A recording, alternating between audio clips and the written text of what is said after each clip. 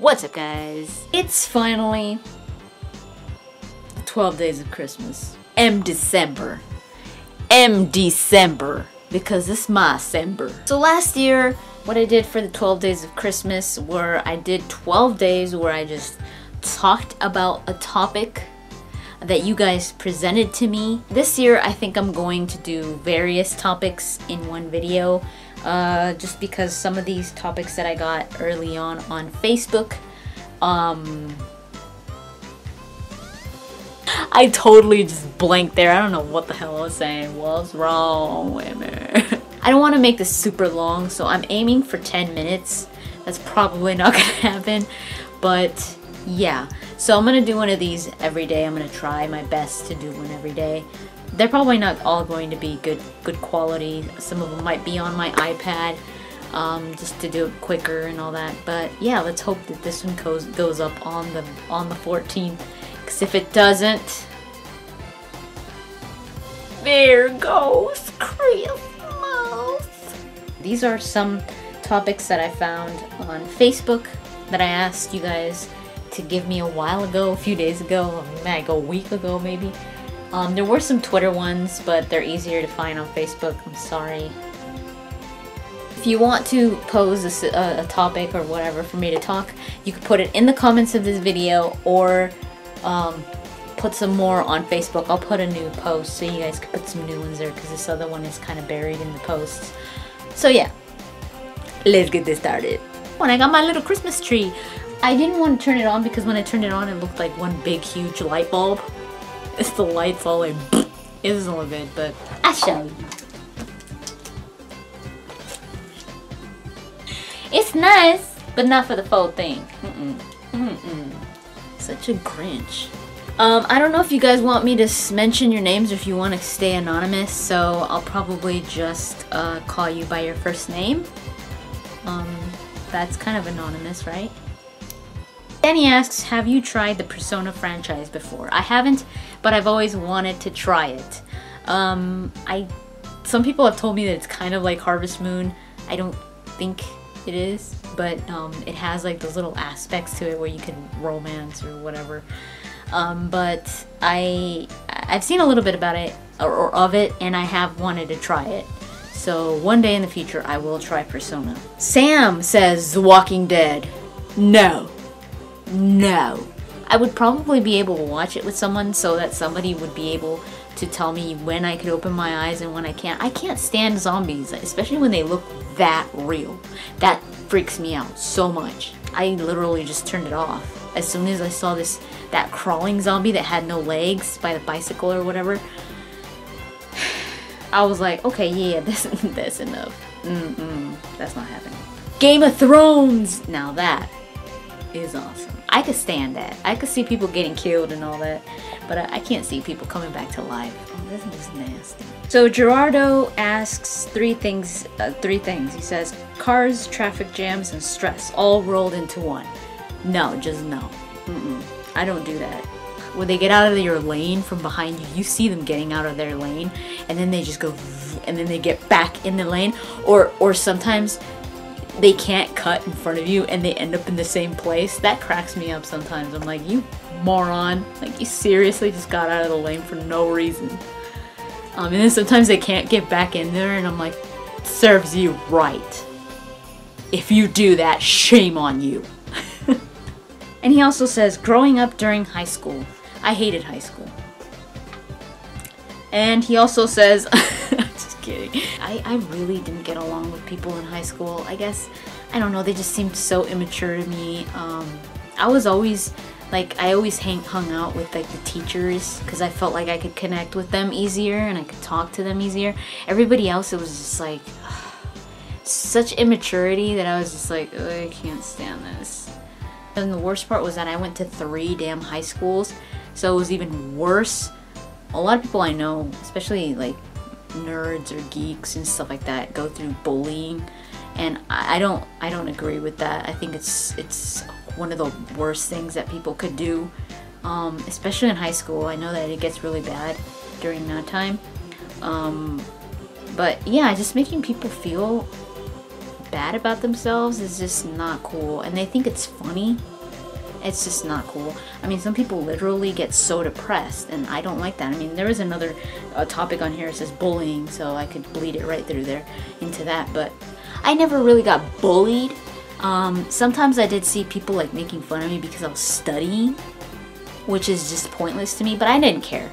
I literally did not care. I was like, I don't care, because I didn't care because I knew that those idiots that were laughing at me because I was studying were going to be crying when taking their test, and they'd be like, because they didn't know anything, and I'm like, well, hello, you know, that's what you study for. You don't make fun of people that study and then cry about it or cheat. So it was just pointless to me. Like, they thought they were getting to me, but I'd be like, nobody cares. Government spying, could they be watching me? Probably. If they were watching me, I really don't give a damn. I mean, you guys watch me, it'd be the same thing, I think. if they have fun watching me like play video games and just sit there editing on my computer or like doing house chores, whatever. I don't have anything to hide. They're invading my privacy. I'm like, I don't do anything that is wrong. I don't do anything that I should be afraid of them seeing me do. My life is just boring. Like, if I don't even think they would want to spy on me. They'd be like, you know what? Let's just move on. Whoa, hey Nelly. Charles says the most important woman in the history of video games. I'm guessing characters. I'm just gonna take it as female characters because I think it would be too hard for me to think of like actual people that have, yeah, actual females that have worked on video games. As in characters, I think the first one that comes to mind is Lara Croft. I mean, unless you talk about like, I mean, unless you include like Mrs. Pac-Man, but I mean, she really wasn't a huge character. Peach, but Peach was always the damsel in distress, which I don't know how much that advanced the female figure in video games, but or the female persona in video games. Actually, Samus. I mean, I remember that I didn't know that was a she for a while, and when I found out, I was like, whoa. So I think Samus is a big one because a lot of people didn't know that was a female until later. Like if people would just look at Metroid even without playing it, they'd say that's a dude. But I think Lara Croft is bigger. I think Lara Croft was one of the first. I could be wrong because I mean, it's not like I played every video game ever made, but Lara Croft definitely did bring a different view to female heroes in video games, like strong, adventurous, interesting, that kind of thing. And people just really grew to love her. And I mean, she's had so many video games, it was successful. So as a main character for females, I think Lara Croft. The reasons why licorice is an abomination. Oh my god, seriously. I've never tasted petroleum, but that's exactly how I think it would taste like. It has this thing, like it's like this is what petroleum tastes like. I don't know why, but I get the feeling, and I just don't like it. The licorice one was John asked that. Nicola asks, how did the Dragon Age series first appeal to you? Did the trailer or the reviews make you want to try out these games, or did you just take a chance and see how it played out? I had played Mass Effect first, so Dragon Age, when I heard, and I fell in love with Mass Effect immediately, and I fell in love with BioWare immediately because I started to look more into their games, and I was like, this is exactly the type of developer that they are. It's not like Mass Effect was a fluke and they do their games completely different. That's the way that they work. Like, they focus on storytelling, they focus on character development, that kind of thing, on player choice. So when I heard that they were going to do a fantasy, I found out about Dragon Age during its development time, so I was super stoked. I was like, oh my god, I love fantasy. I mean, it's one of my favorite genres. So just knowing that it was BioWare that was working on it, that's what got me interested in it. So I followed it throughout the whole production time, trailers and all that. Even though the first trailers of Dragon Age weren't that great, like they had like that weird music, like this rock, heavy metal music or something like that, and I was like, not until later, when I saw the one where it was like really good cinematics. It wasn't in game. Where the warden and that warden was hot.